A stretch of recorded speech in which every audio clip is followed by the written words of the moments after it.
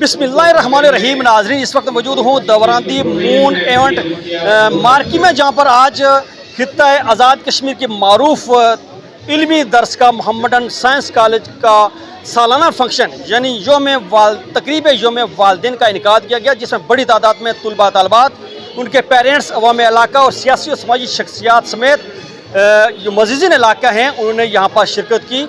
बड़ा ही अच्छा यहाँ पर माहौल था। मेरे साथ मौजूद हैं इस वक्त इस खित्ता से तल्लुक़ रखने वाले Azad Kashmir school secretary schools जो इस वक्त मौजूद हैं मेरे साथ। रज़ाकत नदीम साहब, सर आप यहाँ पर तशरीफ़ लाए, सबसे पहले आप मोहम्मदन साइंस कॉलेज के हवाले से आपके क्या ख्यालात हैं? बिस्मिल्लाहिर्रहमानिर्रहीम। देखिए जी, मैंने जैसा कि अपनी स्पीच एक तो पहले तो आपका शुक्रिया अवलन, और मैं चूँकि मोहम्मदन कॉलेज जो है इसको पहले दिन से जानता हूँ। जिस तरह कि मैंने अपनी स्पीच में कहा, आशिक साहब अल्लाह उनको जन्नत में जगह दे, इसके बानी थे और टीम ने वंडरफुल रोल प्ले किया और यहाँ से आज लोग डॉक्टर, इंजीनियर, आर्टिफिशियल उसकी तरफ इंटेलिजेंस और उसके बाद जो है ना वकला, फिर सिविल सर्विस के अंदर पीएससी करके जा रहे हैं।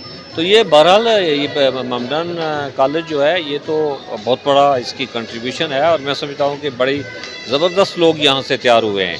तो मैं इनकी एडमिनिस्ट्रेशन को, इनके असातिज़ा को और इनके बच्चों को खराज तहसीन पेश करता हूँ।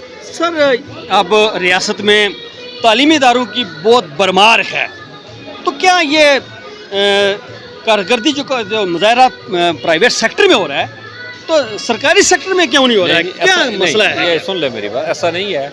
आपके इल्म में होना चाहिए कि सरकारी स्कूलों का इस दफ़ा रिज़ल्ट 85% आया है, 85%। दूसरा, मैंने अभी आपसे कहा, स्पीच में भी कहा कि यूएनडीपी ने जो रिपोर्ट जारी की है, यूएनडीपी ने HDI के हवाले से, ह्यूमन डेवलपमेंट इंडेक्स के हवाले से, उसमें रीजन के अंदर रीजन मीन्स के सूबे हमारा फेडरल, हमारा GB, उसमें आज़ाद कश्मीर नंबर 1 है, काफ़ी सारे नंबर और पॉइंट्स के साथ।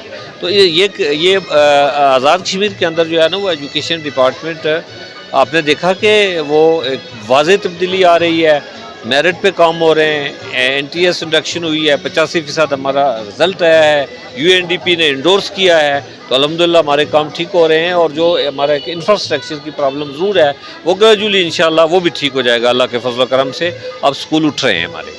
सर, प्राइवेट सेक्टर्स में जिस तरह आपने जिक्र किया कि ज़िंदगी के शोबा के ज़िंदगी से तल्लुक़ रखने वाले जो स्टूडेंट्स इस वक्त अमली मैदान में मौजूद हैं, डॉक्टर्स हैं, इंजीनियर्स हैं, वकला हैं, मुख्तलिफ शोबे में हैं, वो उनकी तादाद ज़्यादा है। यानी कि वो देखें वहाँ पर NTS लोग नहीं होते, प्राइवेट सेक्टर है, थोड़ी उजरत उनको मिलती है, जबकि गवर्नमेंट सेक्टर में खासी उजरत होती है। रिजल्ट उस तरह का मेरे ही दफ्तर से ये नोटिफाइड है, हमने मिनिमम जो है ना टीचर की रखती है, जो गवर्नमेंट सेट स्टैंडर्ड है उसके मुताबिक प्राइवेट तनख्वाह रख दी है। अब अगर कोई जब हमारे नोटिस में आए कुछ केस, हमने एक्शन लिया है, तो इनको भी गवर्नमेंट के उस नोटिफिकेशन को ऑन करते हुए वो तनख्वाह देनी चाहिए।